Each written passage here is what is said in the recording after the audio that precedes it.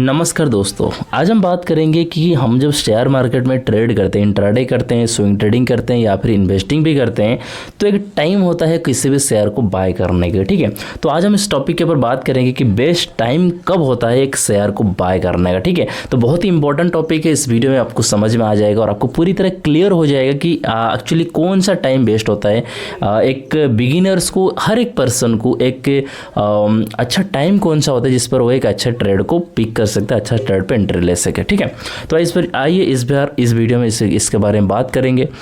दोस्तों, वीडियो शुरू करने से पहले एक रिक्वेस्ट है, प्लीज़ इस वीडियो के लाइक कीजिए और हमारे चैनल को सब्सक्राइब जरूर कीजिएगा और इस वीडियो को अपने दोस्तों के साथ में व्हाट्सअप ग्रुप, फेसबुक ग्रुप में ज़रूर शेयर करिएगा। तो चलिए बात करते हैं। सबसे जो पहला पॉइंट आता है वो आता है मार्केट ओपन के तुरंत बाद 9:15 से लेके 9:45 के बाद 9:15 से लेके 9:45 का जो टाइम होता है उसको हमें अवॉइड करना चाहिए। इस समय हमें कोई भी ट्रेड पर एंट्री नहीं लेना चाहिए क्योंकि ये एक ऐसा टाइम होता है जहां पर वोलेटिलिटी हाई होता है, जिसकी वजह से प्राइस जो है जल्दी ऊपर नीचे होता रहता है। तो ये एक रिस्की टाइम होता है एक बिगिनर्स के लिए किसी भी ट्रेड पे एंटर करने की या फिर किसी भी ट्रेड पर एक पोजीशन बनाने के। ठीक है, तो ये हमें बिल्कुल अवॉइड करना चाहिए, हमारा पॉइंट 1 है।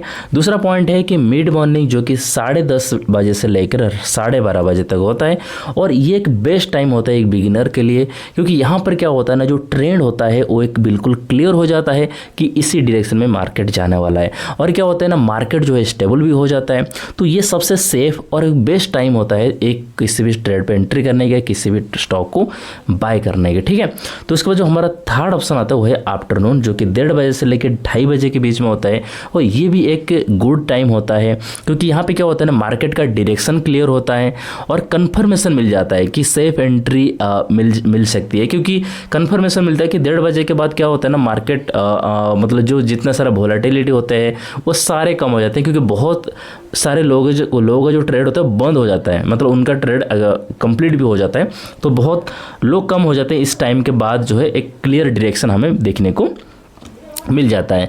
तो नंबर 4 आता है कि क्लोजिंग टाइम, जो कि 3 बजे से लेकर 3:30 बजे का होता है, आधा घंटे की होती है। वो एक क्या होता है ना, वो एक केयरफुल टाइम होता है क्योंकि ये यहाँ पे भी उस तरीके से एक आपको वोलेटिलिटी देखने को मिल जाता है। तो यहाँ पर क्या होता है ना, ट्रेडर्स क्लोजिंग करते हैं, अपने पोजिशन को जो है क्लोज करते हैं, तो सडन मूवमेंट आ सकता है। तो ये एक बेस्ट टाइम भी होता है और ये जो है एक्सपीरियंस ट्रेडर के लिए ये बहुत मतलब यूजफुल होता है, जिसका ज़्यादा एक्सपीरियंस है।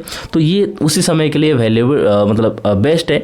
बिगिनर्स के लिए ये टाइम बहुत ही रिस्की होता है क्योंकि यहाँ पर मार्केट लोग जो है पोजीशन क्लोज करते हैं, एग्जिट करते हैं, तो यहाँ पर क्या होता है ना, तुरंत स्पाइक देखने को मिल जाता है, चाहे ऊपर की साइड हो नीचे की साइड हो, किसी भी डायरेक्शन में देखने को मिल जाता है।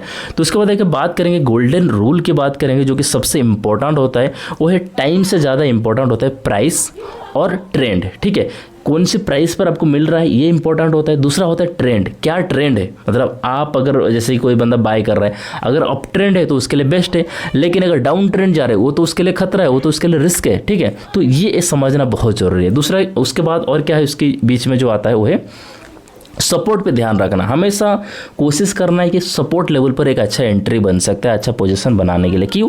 क्योंकि सपोर्ट के नीचे जो होता है स्टॉप लॉस होता है और स्टॉप लॉस बहुत ही छोटा होता है, जिसकी वजह से हमारा जो रिस्क है बहुत ही कम हो जाता है। ठीक है, और एक बात जो गलती करते हैं लोग है रेजिस्टेंस पे बाय करना। रेजिस्टेंस पे कभी भी किसी भी स्टॉक पे एंट्री नहीं करना, क्योंकि रेजिस्टेंस रिस्की जोन होता है, वहाँ पर हमारा स्टॉप लॉस भी बड़ा होता है और प्राइस नीचे आने का बहुत ही मतलब संभावना क्या होता है, नीचे आने की संभावना हाई होते हैं।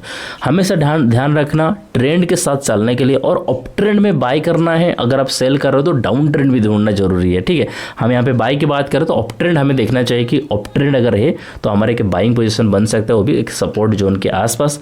बाकी जो चीज़ें मैंने आपको बताया वो जरूर ध्यान रखना।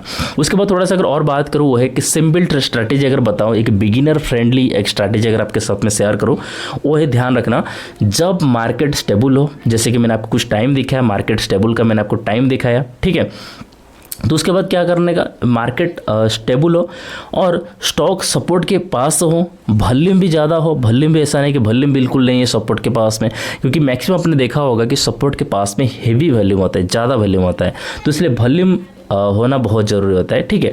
तब जाके कि बेस्ट बाइंग सिनेरियो बन सकता है। लेकिन उसके साथ साथ आपको ये भी ध्यान रखना है कि हर एक पर्सन का एक स्ट्रैटेजी होता है, तो आप अपना स्ट्रैटेजी पे ज़रूर ध्यान रखना। तो हमने क्या देखा यहाँ पर, जो सबसे बेस्ट टाइम देखा एक बिगिनर के लिए, वो हमने 2 टाइम देखा। एक देखा हमने यहाँ पर 10:30 बजे से लेकर 12:30 बजे तक। दूसरा टाइम हमने देखा कि 1:30 बजे से लेकर 2:30 बजे तक, ठीक है। तो ये 2 टाइम को जरूर ध्यान रखिएगा। सो दोस्तों ये था हमारा एक best time to buy stock. अगर हम एक टॉपिक के बारे में डिस्कस कर रहे हैं तो ये सबसे बेस्ट चीज़ें मैंने आपके सामने शेयर किया है। आशा करता हूँ ये वीडियो आपको काफ़ी हेल्पफुल लगा होगा, काफ़ी पसंद आया होगा। अगर वीडियो पसंद आए तो वीडियो को एक लाइक करिएगा और इस वीडियो को अपने दोस्तों के साथ में शेयर जरूर करिएगा। दोस्तों फिर मिलते हैं कि नए वीडियो के साथ में। सब्सक्राइब कीजिएगा, लाइक कीजिएगा। धन्यवाद दोस्तों।